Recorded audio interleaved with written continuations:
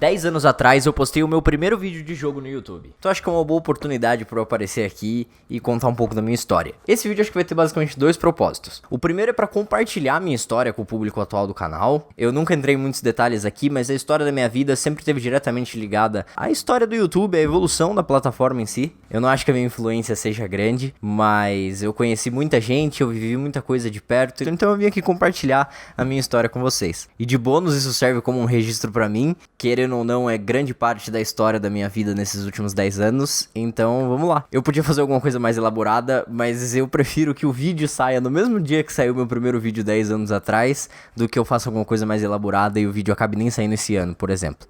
Vou só contar a história mesmo. Tem coisa interessante? Tem coisa interessante. É uma história de 10 anos, né? Então vamos a esta pequena, grande história desse menino aqui, que cresceu com o YouTube sem ficar rico. Eu não sei qual que vai ser a duração, eu vou tentar não enrolar em partes que eu não acho tão interessantes, mas desculpa. Assiste se você quiser, se não quiser não assiste, é só fechar. Pra começo de conversa, esse primeiro vídeo aí que saiu 10 anos atrás no canal Mr. J e Digo. Eu era um mágico de 12 anos chamado Mr. J e o Digo era o cameraman. Eu fiz 2 vídeos ensinando a galera a fazer mágica, infelizmente eles foram deletados ou eles estão privados na conta e eu não tenho mais acesso. Então esse vídeo específico que subiu 10 anos atrás é o meu primeiro vídeo de jogo pro YouTube, não o meu primeiro vídeo pro YouTube. Se bem que esses vídeos de mágica foram uns 3 meses antes, então tá bom, vai ficar registrado no dia 15/12. Eu acho que vale destacar aqui os privilégios que eu tive, porque desde muito pequeno eu sempre tive acesso ao computador, sempre tive acesso à internet aqui em casa. Meus pais não tinham tanto dinheiro, mas o meu avô trabalhava, ganhava bem, então ele acabou comprando uma câmera pra ele mesmo e eu usava pra filmar. Essa inclusive foi a câmera que eu gravei o primeiro vídeo. Acho que se for converter pros valores de hoje, essa câmera devia ser uns R$1.000 na época. Então fica, lógico, o agradecimento à minha família que me proporcionou isso. Sei que muitas famílias nem podem. E foi no ano seguinte que eu entrei um pouco mais a fundo no mundo dos videogames. Eu tive um privilégio mais uma vez que uma tia que não era tão próxima, ela foi ilegalmente morar nos Estados Unidos. Ela atravessou o deserto, torceu o pé. Triste, o filho dela também foi preso, deportado, coisa triste. E ela simplesmente me enviou um Nintendo Wii de presente. A alfândega chegou a taxar, mas na época eu paguei acho que R$190 e o produto foi liberado. Eu juntava dinheiro que ganhava de Natal, porque né, criança privilegiada às vezes ganha dinheiro de Natal. Não tão privilegiado, mas bem privilegiado, já bem privilegiado. Então em setembro de 2009, assim que o Wii chegou, eu gravei e postei o meu primeiro vídeo comentado de jogos na internet. Aquele lá do Mario era só escrito na tela com o Windows Movie Maker. Esses vídeos eles são tão antigos que eles bugaram no YouTube, eu fui deixar todos públicos de novo pra poder colocar aqui na descrição do vídeo, e aí parece que ele foi publicado em 2018, mas são vídeos todos de 2009 a 2010. Eles estão em um outro canal, vou deixar o link aí na descrição.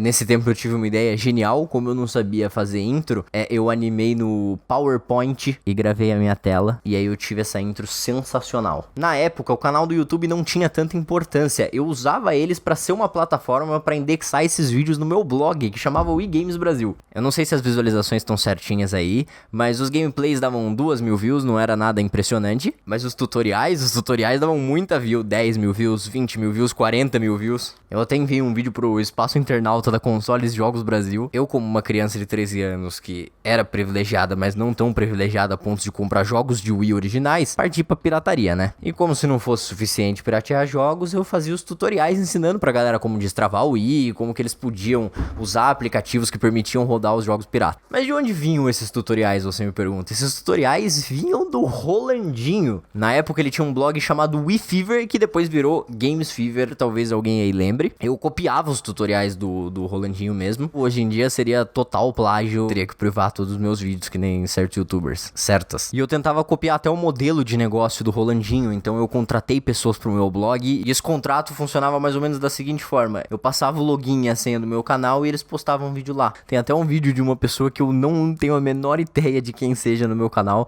eu não lembro. Desculpa, amigo. Eventualmente eu comecei a enviar meus vídeos pro espaço do internauta da Games Fever, e lá pro meio de 2011 eu passei a fazer parte oficial do blog. Eventualmente alguns membros do blog foram saindo e no final restaram 3, que era eu, o Rolandinho e o Luke Salamandra. Talvez alguém aí se lembre dele também. Eu vi que um tempo atrás ele tava fazendo muito sucesso no YouTube, postando gameplays de 1 hora sem corte. E foi no meio de 2011 também que eu criei esse canal que eu tenho hoje, que era justamente pra enviar os vídeos pra Games Fever. Era um canal zerado pra começar a partir dali. O blog foi diminuindo a quantidade de postagens, eu e o Rolandinho a gente se tornou bem próximo, o Luke ele seguiu o caminho dele, e aí a gente começou a investir mais nos canais do YouTube, né? Os canais se tornaram a plataforma ao invés dos blogs que a gente tinha antes. Muita gente chama esse período aí de 2011, 2013 de a época de ouro do YouTube. Eu não sei se a gente ficar com esse saudosismo é tão válido, eu sei que foram bons tempos e eu guardo eles com muito carinho. E foi nessa época que começaram a surgir os grupinhos de Skype. Eu passava o dia inteiro em call com o Rolandinho, ele trabalhava na recepção do hotel, ele ficava o dia inteiro lá. Se hospedem no Hotel Maria Bonita em Socorro. O nosso grupo do Skype foi crescendo, algumas pessoas se tornaram youtubers, outras simplesmente só gostavam de jogar com a gente. É nessa época que teve a Lipig, talvez alguém lembre, é nessa época que teve o Goric Dog. Eu lembro que o Goric bombou com um vídeo de Minecraft que o Jovem Nerd deu like. Algumas pessoas dessa época do Skype até entraram no grupo do Discord, mas ninguém nunca falou nada lá. De qualquer forma, um beijo a todos vocês. E foi nessa época que uma das pessoas do Discord, que era o DLA, ele me enviou uma placa de vídeo, cara. Era uma GT 9800 da Nvidia, e foi aí que eu comecei a conseguir gravar os vídeos de Minecraft sem crashar o PC. Foi nessa época também que o Raideno salvou a minha conta do Twitter. Um beijo pro Raideno, se vocês não conhecem, entrem no canal dele, ele é um puta artista. E nessa época, uma história que faz parte inclusive aqui do canal, foi que eu descobri o canal do Castanhari. Eu não lembro quantos inscritos ele tinha exatamente, eu acho que era por volta de 2000. E eu mandei mensagem pra ele, eu acho que eu adicionei ele na Steam eventualmente, e aí a gente começou a conversar e ele entrou no nosso grupo do Discord. Então se você for em alguns vídeos antigos do canal, como a Fábulas de Minecraft, os 3 porquinhos, é por exemplo ele que narra. Mas depois de tanto esforço, sua recompensa veio em formato de pedra reluzente e valiosa. Ele também fez um layout pro meu canal que eu achava muito da hora. E eu era do Machinima, $2 a cada 1000 views. Volta! Um tempo depois ele começou a se afastar um pouco da gente, ele foi pra outros grupos de Skype. Eu lembro que eu fiquei muito pistola, eu até tretei com ele, ele inclusive me bloqueou no Twitter, eu sou bloqueado até hoje por causa disso. Nossa, viu como eu podia estar usando uns títulos clickbait nesse vídeo, mas não vou fazer isso. Eu já o encontrei algumas vezes depois disso, umas 2, 3 vezes em eventos da Google, sempre o cumprimentei, não sei necessariamente se ele me reconhece, se ele lembra de mim, mas da minha parte está tudo bem, eu era uma criança idiota, eu acho que ele como um adulto também deve estar de boa, porque ele não deve ligar porque uma criança idiota falou uns 6 anos atrás. Queria que ele me desbloqueasse. Me desbloqueia, Castanhari. E se você for por acaso caçar vídeos do YouTube dessa época, eu obviamente não estou em muitos, mas eu estou em alguns. Eu joguei uma vez de madrugada Minecraft com os jogos, o Damiani e o Fodones. A minha avó inclusive briga comigo nesse vídeo. Eu participei de algumas putarias com o Gable. Foi mais ou menos nessa época que eu também conheci o Mark Zero. Ele não era necessariamente do mesmo grupo do Skype que a gente, mas ele era próximo. Eu eventualmente virei até moderador da live dele. Ele fazia live no livestream.com.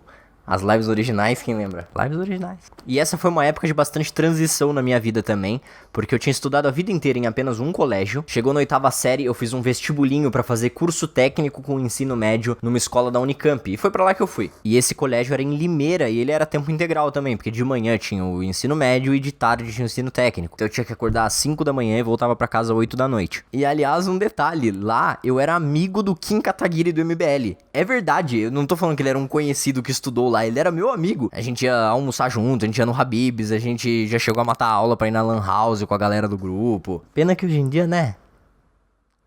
Tá bem mais rico que a gente, com certeza. Mas triste, né? E nessa época eu ainda fazia vídeo pra Games Fever. E foi quando eu resolvi fazer alguns dos meus primeiros vlogs. Tem 2. Eles estão privados aqui nesse canal porque a galera do colégio descobriu que eu fazia vídeo e eles ficaram me zoando muito especificamente com esses 2. Eles até baixaram, colocaram no celular de todo mundo. Então nem adiantou muito eu privar aqui. Esse vídeo que eu tô fazendo hoje, aliás, é a primeira vez desde 2012 que eu tô gravando um vlog só falando com a câmera. É estranho até. Foi muito também depois porque eu coloquei aparelho, então eu sentia muita vergonha de falar na frente da câmera, porque, assim, pelo menos serviu de incentivo pra que eu apostasse mais em fazer vídeo de Minecraft contando histórias lá. E foi assim que o meu canal bombou pela primeira vez. Eu acho que no total eu tenho uns 6 ou 7 vídeos no Minecraft contando histórias ou fazendo um vídeo um pouquinho mais diferente. E os primeiros eu fazia com muita ajuda do Rolandinho, então o próprio vídeo da fábula dos 3 porquinhos, acho que se você abrir lá, aparece aquelas mensagens antigas do YouTube. Obrigado, Rolandinho, por me ajudar bastante. Ele também fez alguns, os deles são muito melhores. Ele tem o Dreamer, recomendo que vocês procurem depois. Vai lá no canal dele, Rolandinho, o canal pessoal mesmo, e procura por Dreamer no Minecraft. Eu inclusive atuo no primeiro. Não dá. Tá muito longe. No meio do segundo colegial eu resolvi voltar pro meu colégio antigo. Não era porque zoavam meus vídeos, tá? Foi por outros motivos, não foi porque estavam zoando meus vídeos. É brincadeira, eu só desisti do técnico mesmo, porque era muito chato eu fazer curso técnico de informática. Não façam informática. Se você acha que você gosta, não faz também, porque na verdade você não gosta. Eu voltei pro meu colégio antigo, aquele que eu estudei a vida inteira, pra fazer metade do segundo ano e fazer o terceiro ano inteiro. E aí chegando no final do terceiro ano é que essa história começa a ficar mais interessante. Eu tava muito em dúvida, eu não sabia o que eu ia fazer da minha vida. Foi na época que eu fiz o Escolhas, que foi teoricamente o último vídeo desse canal antes da volta. Tanto que várias pessoas perguntam nos comentários se eu morri. E ali eu acho que foi um dos grandes pontos de virada da minha vida. O canal parou com alguns vídeos que tinham bombado bastante. O que mais bombou de todos foi um vídeo de 10 horas do Venom Extreme, que eu troquei com uma ideia do Pitan, porque eu ia fazer um vídeo de 10 horas da intro dele e ele ia fazer 1 hora do Venom falando malditos. Aí a gente trocou os vídeos e eu fiquei com esse, deu bastante view. Esse vídeo me dá dinheiro até hoje, me dá uns 20 reais por mês. A paródia de Call Me Maybe, que chama Caverna Dentro, deu bastante view também, deu mais de 100 mil views.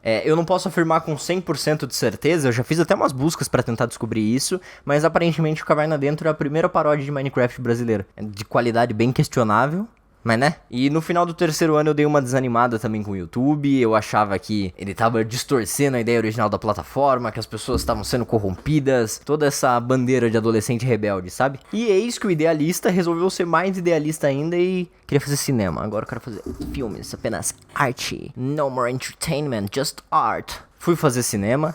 Comecei a estudar lá, era bem legal. Convenci o Guto da Cronosfera a vir estudar com a gente também. Pra quem não sabe, eu e o Guto a gente estudou junto a vida inteira, desde a 3ª série. Ele tirava sarro, eu lembro que ele tirava sarro dos meus videozinhos. Hoje tá aí explodindo de view. Muito feliz pelo Guto, ele merece. E ele me deu o chocolate da Alemanha.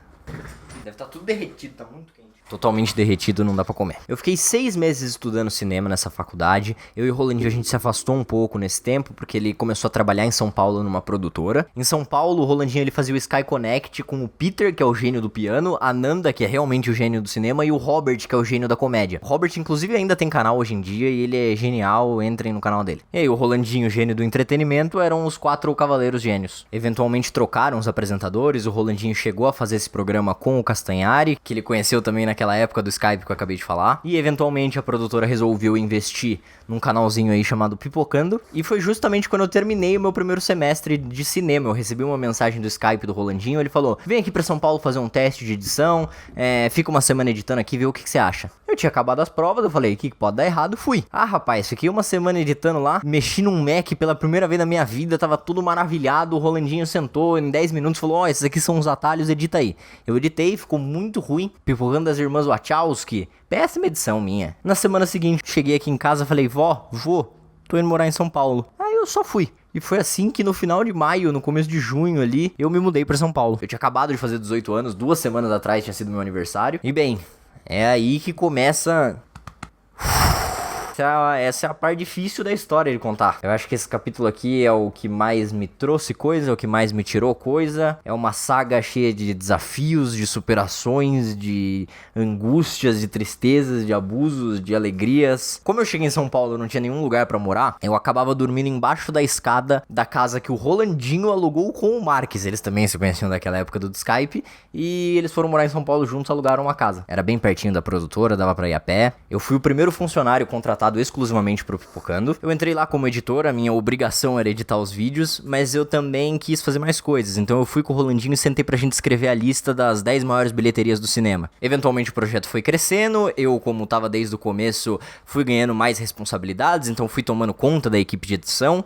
Foi muito difícil pra mim e com certeza pras pessoas que tinham que lidar comigo também, porque eu tinha 19 anos, nunca tinha tido a experiência de liderar uma equipe, eu cometi muitos erros com muitas pessoas. Os anos de 2015 e 2016 são uma confusão gigantesca na minha mente. Me ofereceram várias propostas pra apresentar, eu não me sentia confortável, o aparelho, o menino complexado da cabeça, não queria, mas eu acabei ficando responsável por gerenciar praticamente todo o processo de produção do Pipocando. Entre 2014 e 2017, muita coisa mudou na empresa, muita coisa foi reestruturada. Eu não vou entrar em muitos detalhes aqui, nem do que eu fazia exatamente, porque quando eu saí, me fizeram assinar um contrato lá de que eu não podia revelar muita coisa, senão eu tinha que pagar 1 milhão. Tô muito longe de ter 1 milhão, não vou ficar falando besteira aqui. A minha saída teve vários motivos, mas eu vou explicar o principal já já. Em 2014, em São Paulo, eu conheci a minha namorada, a gente tá junto desde então, e no final de 2016, no começo de 2017, ela teve vontade de criar um canal, ela queria fazer um canal no YouTube e eu super incentivei ela, porque, enfim, Ela merece, melhor pessoa do mundo. E foi dessa vontade que surgiu o tapete voador. E a minha saída tá diretamente ligada ao canal. Na visão de algumas pessoas da produtora, o tapete voador era conflitante com alguns canais que eles queriam produzir lá dentro. Então foi assim, num dia eu tinha um emprego, uma vida estável em São Paulo, no dia seguinte, demitido. Isso foi no meio do ano, eu tinha um certo dinheiro que eu ia conseguir me virar por alguns meses tranquilamente, só que tinha um problema. Um problema que nem é tão problema assim, na verdade, é mais legal do que problema. Um mês antes, o Rolandinho tinha me presenteado com uma viagem pros Estados Unidos, que a gente foi junto assistir o International. Agora eu estava sem emprego fixo, mas daqui a 2 meses tinha viagem, então eu tinha que guardar um dinheiro também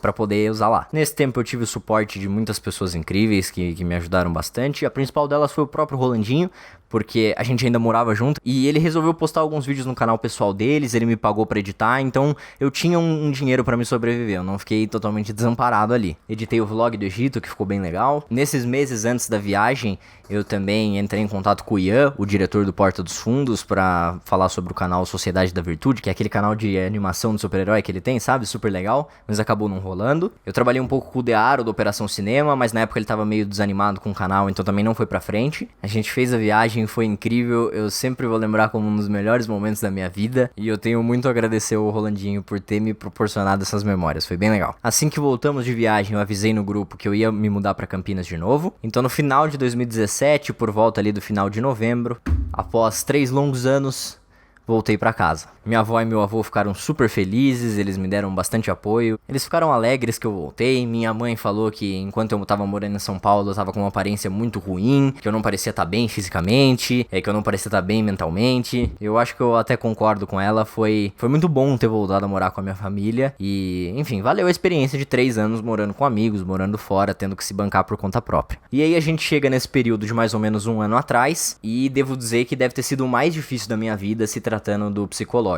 Por sorte eu tive várias pessoas que me salvaram do buraco, a minha namorada, a Pimentia, o Marques, o Mene, a minha família, os meus amigos, mas foi difícil, a jornada foi difícil durante esse ano aí de 2018. No final de 2017, no começo de 2018, eu resolvi abandonar o YouTube por um tempo, e aí eu decidi virar jogador profissional de Dota. Só que eu tava muito sem energia, eu tava muito abatido ainda, então eu não tinha energia nenhuma pra jogar, não tinha energia nenhuma pra treinar.